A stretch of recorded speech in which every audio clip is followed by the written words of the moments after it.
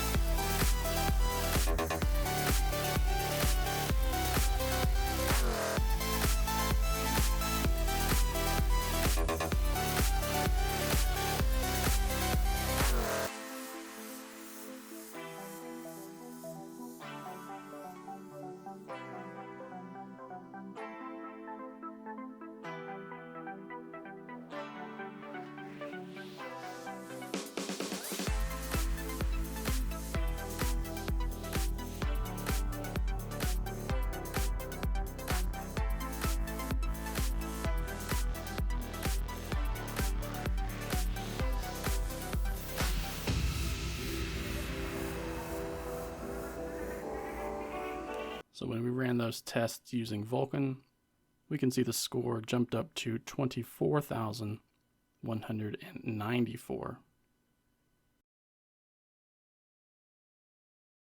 I know some folks are going to be curious to see how the 4th generation Lenovo Legion Y700 tablet compares against the RedMagic Astra and other Snapdragon 8 Elite tablets that are on the market.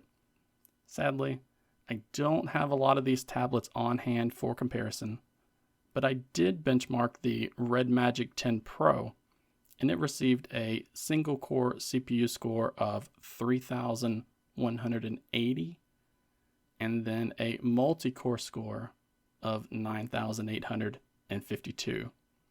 So you can see that built-in fan is definitely going to help push out just a little bit more performance.